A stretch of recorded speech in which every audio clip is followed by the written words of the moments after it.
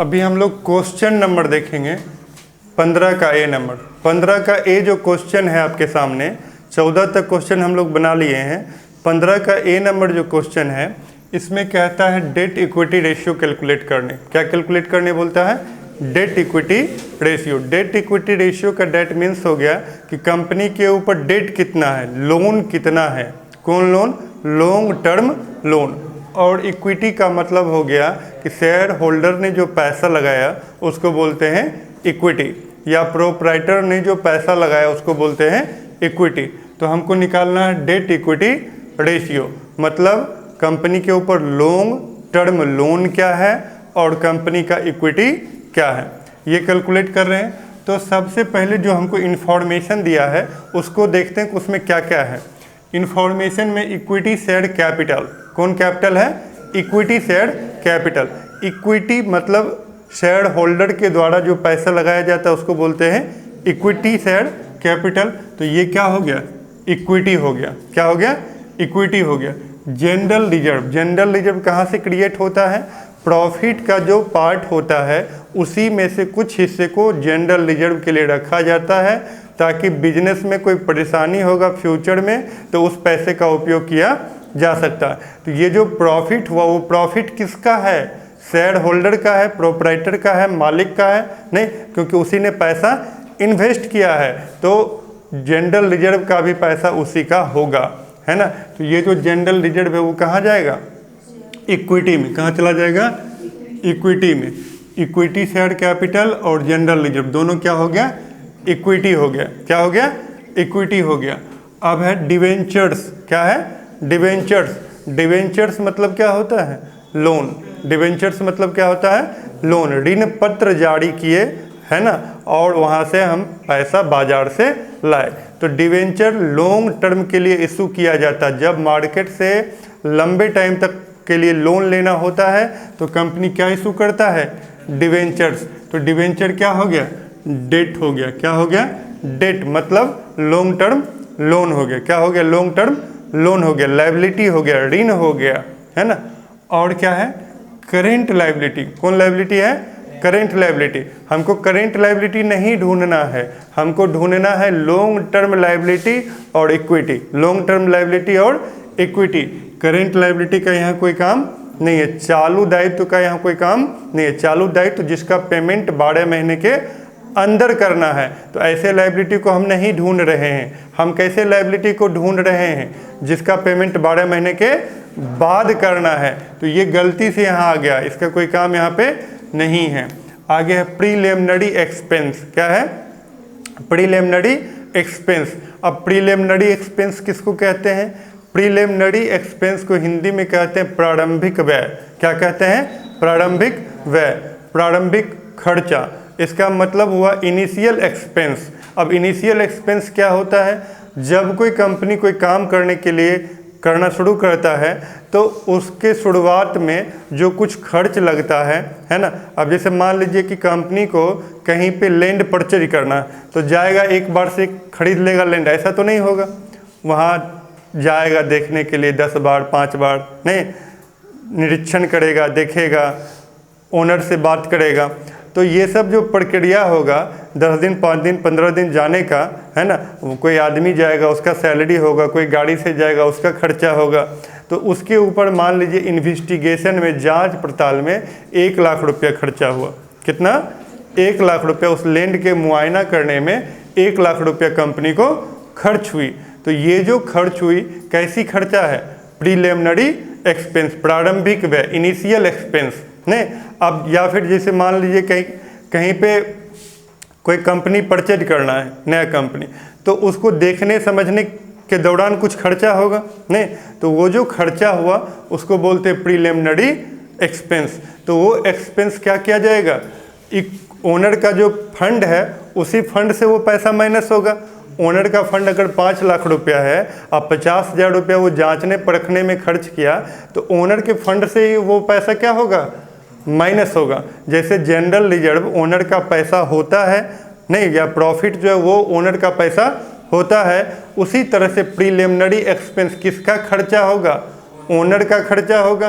किसका खर्चा होगा?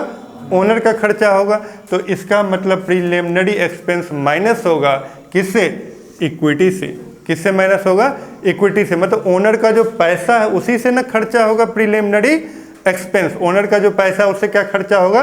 Preliminary expense. तो ओनर के पैसे से प्रीलिमिनरी एक्सपेंस को हम क्या करेंगे? माइनस करेंगे। तो हमको निकालना क्या है? Debt equity ratio. डेट और इक्विटी नहीं, तो डेट और इक्विटी रेशियो निकालने के लिए डेट इक्विटी रेशियो का फॉर्मूला क्या हो जाएगा? क्वेश्चन में ही आंसर छुपा हुआ है, डेट और इक्विटी।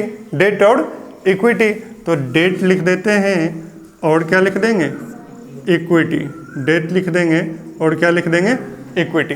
डेट मतलब हो गया लॉन्ग टर्म लोन और इक्विटी मतलब हो गया शेयर होल्डर्स फंड या प्रोपराइटर्स फंड। प्रोपराइटर ने जो पैसा लगाया उसको बोलते हैं इक्विटी। क्या बोलते हैं? इक्विटी। अब आइए क्वेश्चन में कि डेट क्या है? डेट क्या है? तो डेट तो एक ही नज़र आया, डिवेंचर्स है जो कि 1.5 लाख है। डेट कितना है? डिवेंचर्स।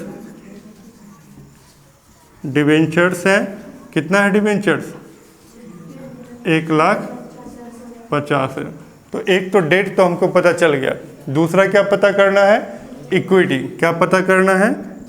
इक्विटी। इक्विटी में क्या है? इक्विटी शेयर कैपिटल कितना है? Equity share capital. Equity share capital. Equity share capital किसको बोलते हैं? इक्विटी मतलब होता है समता। क्या होता है? समता। और शेयर मतलब होता है अंश। तो कैपिटल मतलब होता है पूंजी, नहीं तो समता अंश पूंजी। नहीं, क्या है? समता अंश पूंजी। समता मतलब जो प्रॉफिट और लॉस में इक्वल के पार्टनर हैं उसको बोलते हैं इक्विटी शेयर होल्डर्स। जो प्रॉफिट और लॉस में इक्वल हिस्सा लेंगे। इक्वल मतलब बराबर। इक्वल मतलब बराबर। तो इक्विटी शेयर कैपिटल हो गया और क्या हो गया? General reserve. क्या हो गया? General reserve. और कुछ लिखा हुआ नहीं है। तो इक्विटी शेयर कैपिटल कितना है क्वेश्चन में? 2 लाख रुपया है। और जनरल रिजर्व क्वेश्चन में कितना है? 1,60,000। दोनों को जोड़िए, 2 लाख 1,60,000, 3,60,000। कितना हो गया? 3,60,000। तो डेट बाय इक्विटी, तो डेट कितना है कंपनी के ऊपर?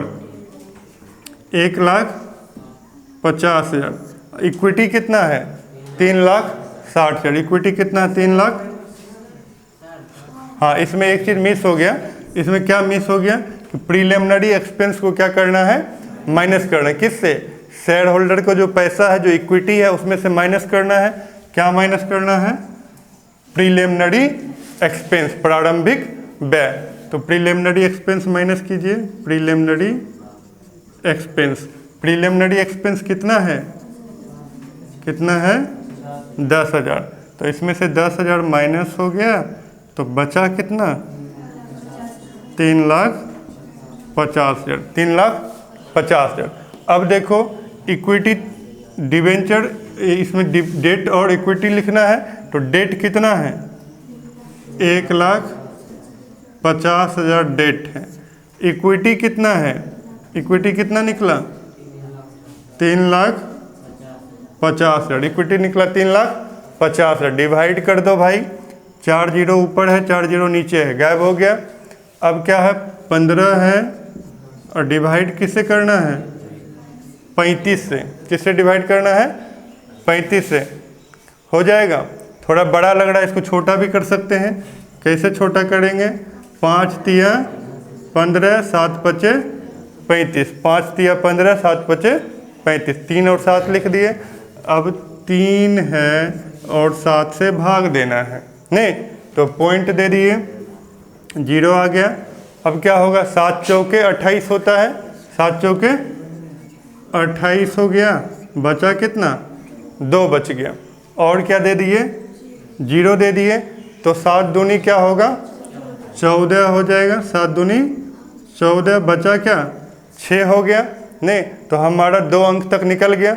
नहीं, एक अंक और आगे निकालना चाहते हैं तो निकाल सकते हैं। क्या हो जाएगा? 7 से भाग दीजिएगा तो क्या हो जाएगा? 7 से 7 8 56, नहीं बचेगा 4। तो देखो 0.428 है। जब यहाँ पे 2 के बाद आगे का जो अंक है जहाँ 8 आया है, यहाँ 5 या 5 से ज़्यादा आएगा। क्या होगा? 5 या 5 से ज़्यादा आएगा। तो इसको एक क्या करेंगे? बढ़ा देंगे। इसको एक क्या करेंगे? बढ़ा देंगे। तो हम ये लिख सकते हैं 0.43। क्या लिखेंगे? 0.43। 3 कैसे हो गया? ये तो 2 है, 3 हो गया इसके पावर से, बगल वाले के पावर से भी कुछ शक्ति बढ़ जाता है नहीं। तो इस यहाँ पे अगर 5 या 5 से ज़्यादा आएगा तो इसको एक क्या करेंगे? बढ़ा देंगे। तो यहाँ 2 है तो इसको क्या कर दिए? 3 कर दिए और रेशियो क्या हो जाएगा? 1। मतलब यदि कंपनी का अपना पैसा 100 रुपया है तो उसके ऊपर लायबिलिटी कितना है? 43 रुपया। लॉन्ग टर्म लायबिलिटी कितना है? 43 रुपया। यदि कंपनी का अपना इक्विटी का पैसा है 1 लाख रुपया तो कंपनी के ऊपर लोन कितना है? 43,000 रुपया। मतलब फिर भी कंपनी क्या है? ठीक है, अच्छी है, क्योंकि ज़्यादा उसके पास अपना पैसा है और बाहर का लोन उसके ऊपर क्या है? कम है। तो ठीक है। तो ये पता चला हमको क्वेश्चन नंबर 15 के ए से, 15 का ए से। यदि आप लोग डिटेल से कोर्स करना चाहते हैं तो आप कांटेक्ट कर सकते हैं 7979086454 पे, 7979086454 पे। Thank you.